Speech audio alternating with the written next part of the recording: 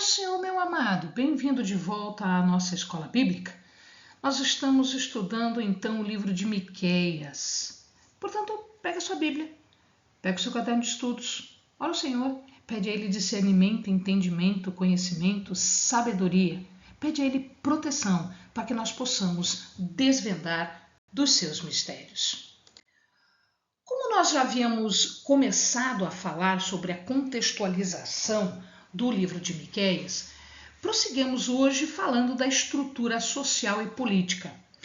Naquela época, no tempo de Miqueias e por boa parte do reino do norte e do sul, nós vamos observar algumas estruturas sociais e políticas.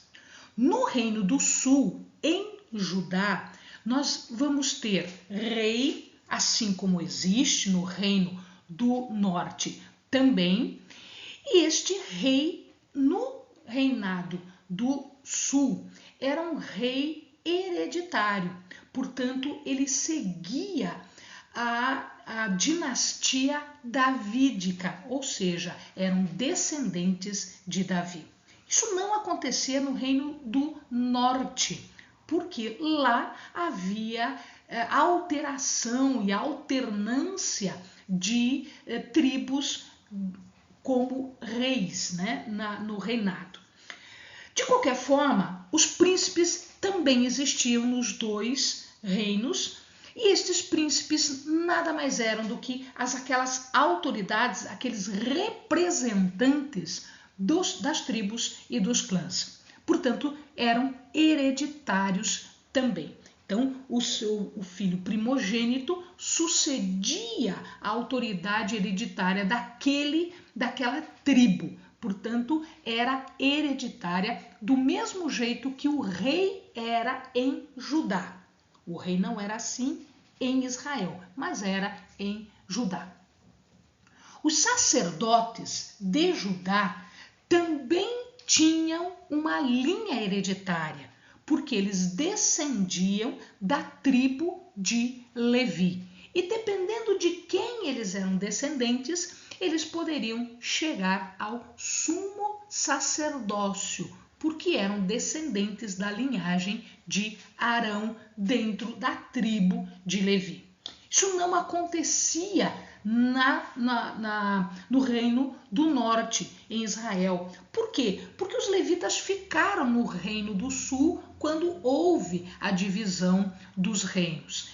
E aí o que acontece é que Jeroboão I, ele acaba tendo que fazer adaptações no sistema religioso. Portanto, os sacerdotes no reino do norte não necessariamente eram da tribo de Levi. Mas qual era a função dos sacerdotes? Eles eram responsáveis por toda a manutenção da religião, seja ensinando, ministrando a lei, julgando, como também fazendo todas as ações de adoração. Bom, um grupo que não tinha vínculo hereditário eram os profetas. Os profetas eram, em regra, chamados por Deus. Entretanto, naquela época, Miqueias, assim como outros profetas também fizeram a mesma denúncia, de que haviam profetas que se diziam chamados por Deus, mas que eram corruptos. Eles aceitavam suborno para falar as profecias, como se aquilo estivesse vindo direta da boca de Deus, quando na verdade não era assim. Eles faziam isso porque eles eram corruptos mercenários, eles faziam isso por dinheiro.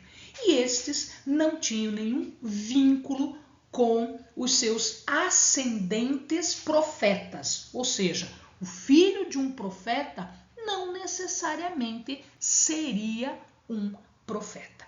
Isto dependia do chamado de Deus. O livro de Miqueias tem uma riqueza bastante grande em relação à teologia. Nós vamos ver 4 aspectos aqui e na sequência nós vamos ver também mais alguns outros aspectos importantes que nós podemos chamar de teologia de Miqueias. Primeiro aspecto importante do livro é que Miqueias ele dá como ponto central o senhorio de Deus. Yahvé, o Deus de Miqueias, o nosso Deus, era Senhor.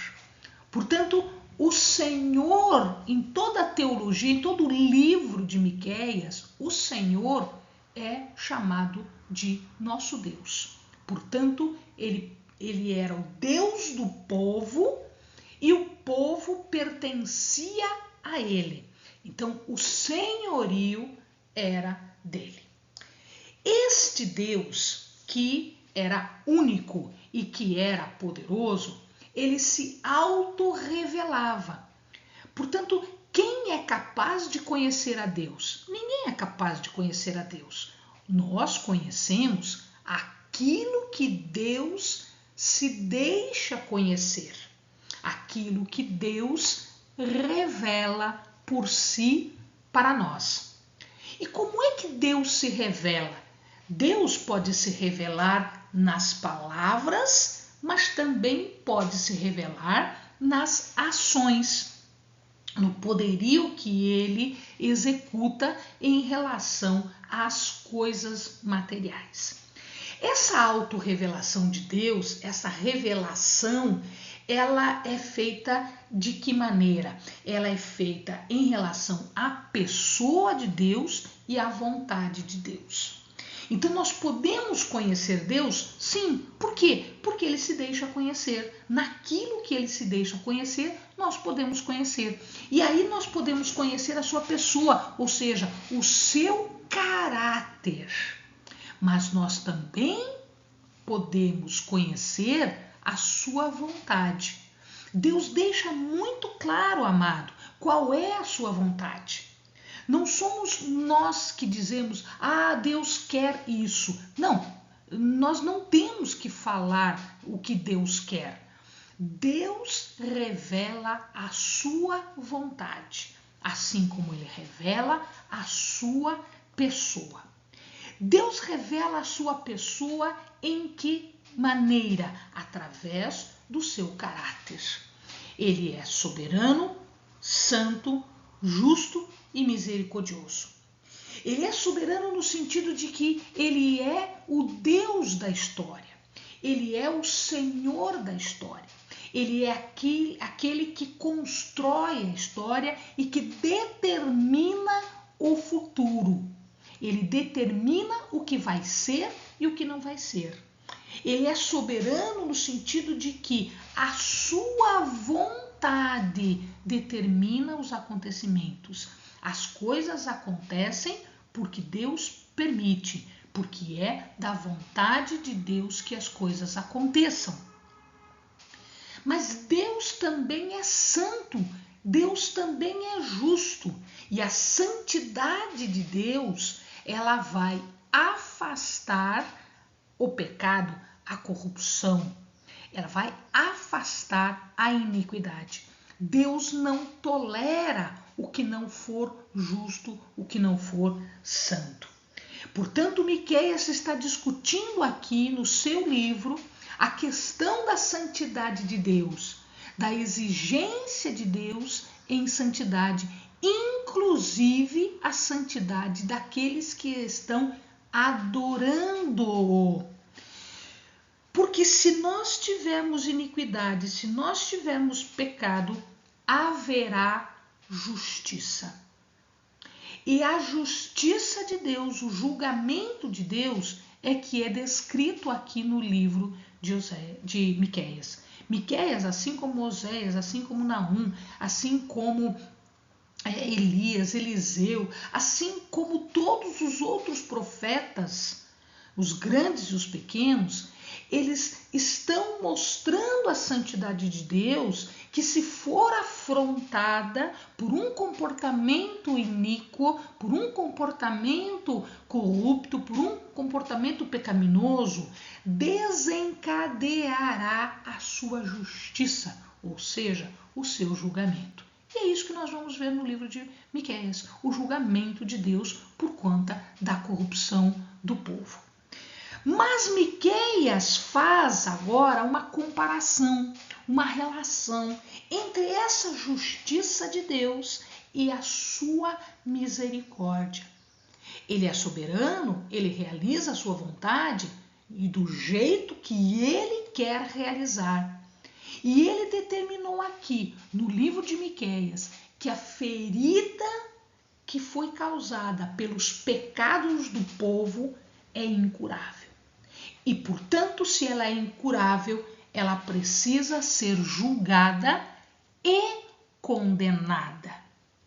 Mas aí aparece a misericórdia de Deus, no sentido de que haverá um remanescente. Após o julgamento e a condenação, o povo será restaurado, a nação será restaurada. E por que isso? Porque Deus também é o Deus da aliança. E por ser um Deus da aliança, ele exige que nós cumpramos a nossa parte do tratado. Ele irá cumprir a dele. E se nós não cumprimos a nossa parte do tratado, nós seremos julgados e seremos condenados. Então não adianta dizer, como eles diziam naquela época, mas nós estamos fazendo o cerimonial, mas nós estamos dando honra e glória ao Senhor, nós nos livramos da idolatria. Tudo bem, você fez uma parte, mas você não fez tudo. Não fez tudo por quê? Porque o povo não estava sendo justo, o povo não estava sendo misericordioso. E isto era aos olhos de Deus um pecado grave. Então, Deus não tem que fazer a vontade deles no sentido de que, mas nós estamos fazendo certo, então você tem que cumprir a sua parte da aliança. Não, não é assim. Deus não faz a vontade deles. Deus faz a sua própria vontade e em acordo com o que está descrito na aliança, porque foi a vontade de Deus que a construiu. E ele é soberano, santo, justo e aplica a justiça. Mas ao final ele também aplicará misericórdia para um remanescente. Deus, portanto, exige essa justiça? Sim, ele exige essa justiça. É mais do que a obediência cerimonial de dizer, não, Deus, não dá para julgar porque nós estamos fazendo certo. Não, não é assim. Ele exige justiça também para com os pequenos, também para com os vulneráveis. Não é porque você está fazendo um cerimonial que você está livre de cumprir o resto dos mandamentos. Qual é o resto dos mandamentos? Justiça e misericórdia para aqueles que precisam. Mas veja que coisa interessante, Miqueias vai além. Miqueias prevê aqui, ele vai profetizar aqui algumas questões super importantes relacionadas ao Messias, relacionadas a Cristo. Em primeiro lugar, ele fala do nascimento numa cidade chamada Belém, Belém Efrata. Em segundo lugar, ele fala de uma passagem, depois com calma o amado lê a passagem 4 do capítulo 4, verso de 1 a 3 de Miqueias e lê em seguida a passagem do capítulo 2, do verso 2 ao verso 4 de Isaías. Ali, o amado vai observar que o monte do Senhor vai ser estabelecido e ali os povos dirão: vinde, subamos ao monte do Senhor, à casa de Deus. E aí eles vão para lá para aprender diretamente de Deus os seus caminhos e como eles devem andar nas suas veredas. É Ele que vai julgar e Ele que vai converter as espadas, o relho, as espadas em material agrícola, em relhos, em coisas que são utilizadas na agricultura. Então essas duas passagens são passagens quase que idênticas. Elas são muito semelhantes. Agora lembre, meu amado, Miqueias era da época de Isaías, eles eram contemporâneos. Portanto, a profecia foi mandada tanto para Miqueias quanto para Isaías. Um outro aspecto importante é que Deus vai julgar, vai governar e vai cuidar do seu povo. Mas ele vai fazer isso de que forma? Como um pastor. E é aqui que nós vamos ver a semelhança e a aproximação com um rei que foi, antes de ser rei, foi um pastor. Portanto, um modelo aqui está colocado em Davi, que foi pastor e que depois foi rei. Só que agora não é um homem a fazer isso. O Messias é um rei que tem dupla natureza. Muito tempo depois, isso foi discutido pelos teólogos, tá? E chegou-se à conclusão de que se eles tivessem lido Miqueias não precisava de tanta discussão. Miqueias já está dizendo que a natureza do Messias é dupla. Ela é uma natureza divina e é uma natureza humana. Então, a aproximação aqui com Davi, em que inclusive o Messias seria descendente de Davi, começa com esta questão do pastorear. Mas Deus vai fazer isso diretamente. Portanto, ele tem uma origem divina, vinda de Deus, e uma origem humana, descendente de Davi, um primeiro pastor, para dar a maneira como lá no futuro iria ser realizado. Muito melhor, muito mais perfeito, porque é o próprio Senhor que vai fazer isso. O profeta Miqueias, ele vai além. Ele não fala até o Messias, ele vai um pouco mais para frente. E um pouco mais para frente, nós já chamamos de escatologia, que seria o estudo dos últimos tempos. Ele vai exortar sobre os pecados, apresentando agora um juízo. Então, esse juízo vai acontecer? Vai, ele vai acontecer. Um pouquinho mais próximo, acontece com a Assíria, levando cativo os do Reino do Norte, Israel, e acontece com a Babilônia, levando cativo os do Reino do Sul, ou Judá. Então ele fala que os pecados serão tão graves que o juízo vai acontecer, a ferida é incurável, então vai haver um julgamento e vai haver uma condenação. Mas haverá também uma intervenção de Deus. Vai haver, sim, Deus vai agir na história, porque ele é soberano e ele pode fazer isso, é a vontade dele. Vai agir na história e vai acontecer um novo êxodo. Qual é esse novo êxodo? É a libertação dos cativos lá na Babilônia, lá de todo o mundo por onde eles foram espalhados. Então haverá um novo êxodo. Como houve essa libertação do Egito, haverá essa libertação do povo que vai estar espalhado da Babilônia e por todo o mundo. Mas tudo vai iniciar com uma promessa de catástrofe. Nós vamos ver que ele vai dizer acerca da queda do Reino do Norte e do Sul, acerca da queda de Samaria, acerca da queda de Jerusalém. Ele vai falar sobre a destruição de Jerusalém e do templo, ou seja, inicia-se tudo com uma catástrofe. A promessa de catástrofe. Promessa nem sempre é positiva, às vezes a promessa é de um julgamento e de uma condenação. Deus vai trazer o povo de volta depois disso e vai reinar sobre ele como um pastor, restaurando este povo. Portanto, ele vai estabelecer um reino e pastorear sobre o povo, regendo inclusive as nações.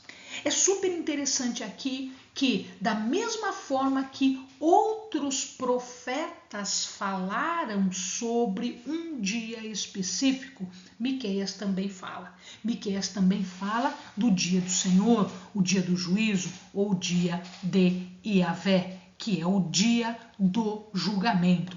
Condenação para quem tem condenação ou libertação para quem tem libertação.